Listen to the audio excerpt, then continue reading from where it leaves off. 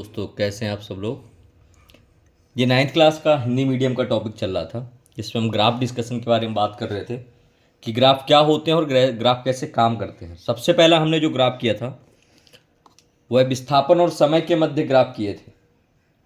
आज जो हमें ग्राफ बनाने हैं वह हमें बनाने हैं वेग और समय के मध्य ग्राफ। सेकेंड टाइप के ग्राफ हैं जिनको कोई वेग व समय ग्राफ के नाम से जाना जाता है।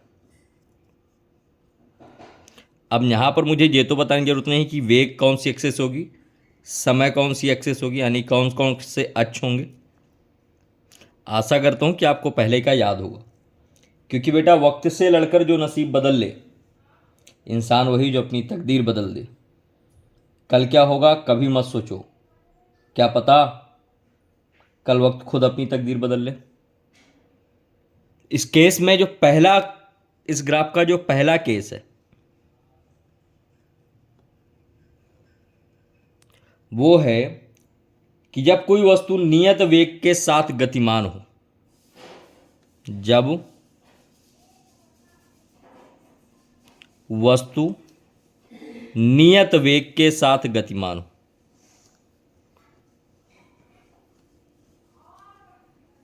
जब वस्तु नियत वेग से गतिमान हो,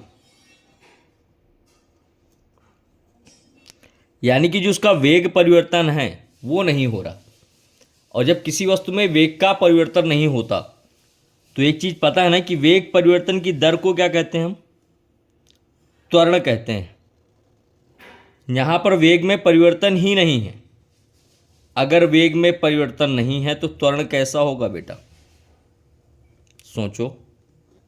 अगर वेग में परिवर्तन ही नहीं है तो जो त्वरण है निश्चित वेग, यानी कि किसी वस्तु का वेग कुछ है, यहां पर था पॉइंट ए पे, वो समय के साथ लगातार पॉइंट ए पर ही है।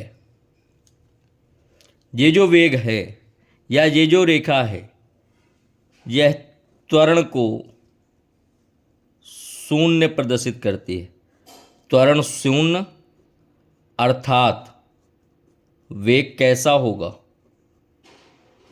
नियत होगा।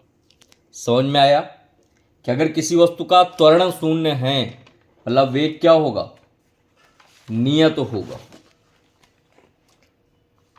अगर कोई बॉडी, कोई वस्तु है हमारे पास, वह ऊपर से नीचे की ओर जा रही है। कहां से आ रही है, ऊपर से नीचे की ओर आ रही है। देखो केस सेकेंड,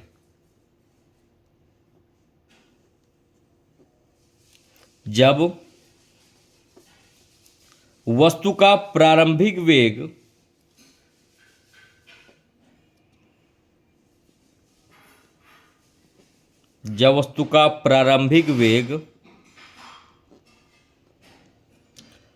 शून्य ना हो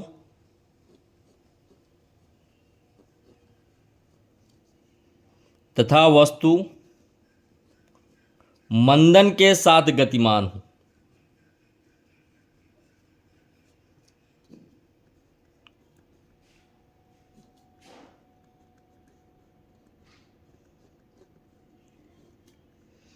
मंदन का मतलब समझते हो ना, मंदन का मतलब त्वरण क्या होगा, धीरे धीरे धीरे धीरे शून्य हो जाएगा। जैसे मेरे पास एक गेंद थी, मैंने उसको किसी वेग से ऊपर की ओर फेंक दिया, हवा में। कहाँ फेंक दिया बेटा, एक गेंद थी, मैंने उसको ऊपर की ओर हवा में फेंक दिया। अब जब वो ऊपर थी तो कुछ ना कुछ तो वेग उसका रहा होगा, मैंने माना वेग यहां पर। अब वस्तु नीचे की ओर आ रही है,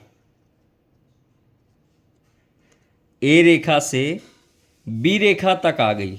यहां पर त्वरण कैसा हो गया, इस बिंदु पे जो वेग है वह कैसा हो गया बेटा, शून्य वेग हो गया।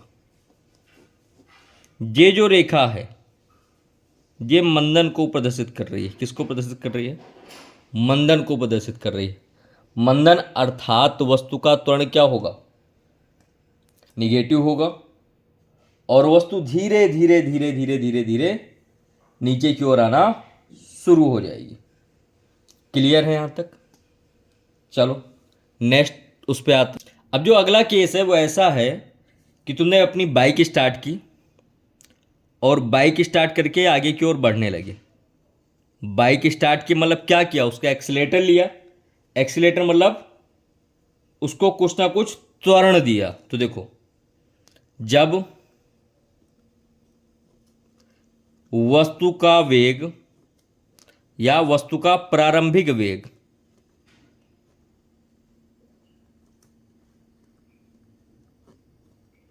शून्य हो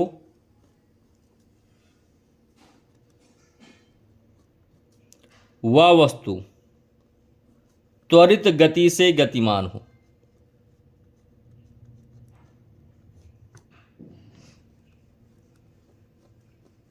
जब बाइक तुम्हारी खड़ी थी तो वेग कैसा था?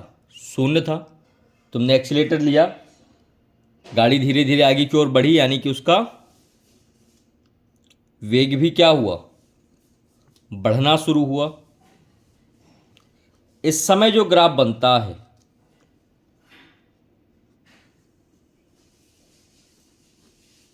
इस समय जो ग्राफ बनता है कि वस्तु का वेग यहां पर तो जीरो था, समय के साथ धीरे धीरे धीरे धीरे बढ़ता गया।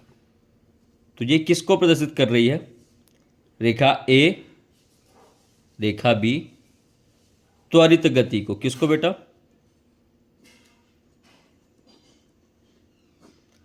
त्वरित गति को। केस 4 ऐसा है, अब तुम स्पीड के साथ जा रहे थे, सामने से कुछ आ गया, सामने से कुछ आ गया, तो तुमने क्या किया? ब्रेक अप्लाई किया ना अपना। जब ब्रेक अप्लाई करते हो यानी कि ब्रेक लगाते हो, तो पहले कुछ वेग था, तुमने ब्रेक लगाया तो धीरे धीरे वेग क्या होने लगा? गाड़ी रुकने लगी। यह भी किसको प्रदर्शित करता है? मंदन को प्रदर्शित करता है। तो इस 4 ग्राफ हैं, किसके किसके? वेग और समय के मध्य के। इसके पहले आपने विस्थापन और समय के पढ़े थे, ये वेग और समय के हैं। आशा करता हूँ कि आपको समझ में आ रहा होगा। अगर आ रहा है तो मेरे चैनल को शेयर करो, सब्सक्राइब करो और अपने दोस्तों को बताओ।